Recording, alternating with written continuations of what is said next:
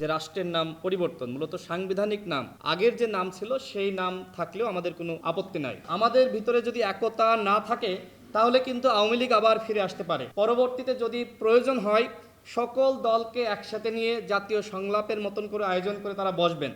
অর্থাৎ তারা আন্তরিকভাবে চেষ্টা করছেন। বিভ্রান্তিকর নিউজ যাচ্ছে যে রাষ্ট্রের নাম পরিবর্তন মূলত সাংবিধানিক নাম। তো সেক্ষেত্রে আমরা আমাদের দলের পক্ষ থেকে আগেই প্রস্তাব দিয়েছি সাংবিধানিক নামটা গণতান্ত্রিক বাংলাদেশ হতে পারে, তবে আগের যে নাম ছিল সেই নাম থাকলেও আমাদের কোনো আপত্তি নাই। আর নির্বাচন কমিশন আমাদের যেটি বলেছেন যে তারা আবারও আমাদের সাথে বসবেন, অন্যান্য দলের সাথে বসবেন এবং তারা জাতীয় ঐক্যমত সৃষ্টির ক্ষেত্রে তারা সর্বাত্মক ভূমিকা রাখার চেষ্টা করবেন। বিশেষ করে তারা আমরা যে প্রস্তাব দিয়েছিলাম যে আপনার জাতীয় সনদ তৈরি করা এবং সেখানে প্রত্যেকটা দলের স্বাক্ষর থাকবে, তারা এ ব্যাপারে একমত হয়েছে যে তারা সবার মধ্যে যাতে ঐক্যমত তৈরি হয় এবং আগামীতে আবারও কোনো ফ্যাসিবাদ ফিরে না আসে, এই জাতীয় ঐক্যমত কমিশন তারা ভূমিকা রাখবেন। বাংলাদেশের প্রথম 5D AI ইনভার্টার যুক্ত সর্বোচ্চ বিদ্যুৎ সাশ্রয়ী যমুনা এয়ার কন্ডিশনার। এবং যতটুকু আজকে আমাদের সাথে একমত হয়েছেন, অন্যান্য দলের সাথে একমত হয়েছেন, পরবর্তীতে যদি প্রয়োজন হয় সকল দলকে একসাথে নিয়ে জাতীয় সংলাপের মতন করে আয়োজন করে তারা বসবেন।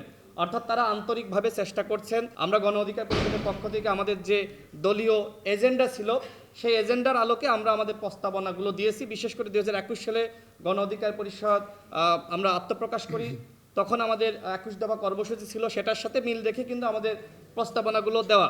তবে জাতির বৃহত্তর স্বার্থে যে কোনো ঐক্যমতের ব্যাপারে গণ অধিকার পরিষদ সবসময় ভূমিকা রাখবে এবং আমরা নমনীয়। আমরা মনে করি প্রত্যেকটা দলের মধ্যে, বিশেষ করে যারা আমরা ফ্যাসিবাদ বিরোধী শক্তি ছিলাম, আমাদের ভিতরে যদি একতা না থাকে তাহলে কিন্তু আওয়ামী লীগ আবার ফিরে আসতে পারে। যে কারণে ন্যূনতম আমরা যে জায়গাগুলোতে একমত হতে পারি অবশ্যই সেখানে আমাদের একমত হতে হবে। আমরা একটি জাতীয় ঐক্য এবং সংহতি চাই এবং সেই জাতীয় ঐক্য তৈরির ব্যাপারে আমরা খুবই আন্তরিক।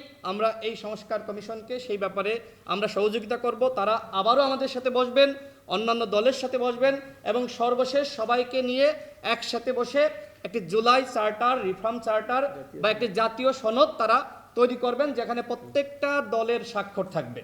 আচ্ছা, আমরা এই বিষয়ে একটু বলি। সেটি হলো, আমরা গণ অধিকার পরিষদ সবসময় নারীর ক্ষমতায়নে আমরা বিশ্বাস করি, যে কারণে নারীদেরকে যে পরিমাণ ছুটি দেওয়া হয় এবং যখন নারীরা প্রসূতি থাকেন সেই সময় তাদেরকে যে সময় তারা কাজ করেন, আমরা বলেছি যে এই কাজের সময়টা আরও বেশি কমিয়ে আনতে হবে এবং তাদের মাতৃত্বকালীন ছুটি আরও বাড়াতে হবে। এক্ষেত্রে নারীর কর্মসংস্থানে কোনো সমস্যা হবে না যদি সরকার কোনো আইন তৈরি করে। সেই আইন, সেটি সরকারি প্রতিষ্ঠান, বেসরকারি প্রতিষ্ঠান, প্রত্যেকটা প্রতিষ্ঠান তো মানতে বাধ্য থাকবে। সুতরাং আমরা নারীর বিপক্ষে না, আমরা নারীর পক্ষেই বলেছি, যাতে করে নারীর সম্মানটা বাড়ে, নারীর যাতে মাতৃত্বকালীন সময়ে কষ্ট না হয়। ছুটি আমরা তার বাড়ানোর কথা বলেছি, কমানোর কথা বলিনি।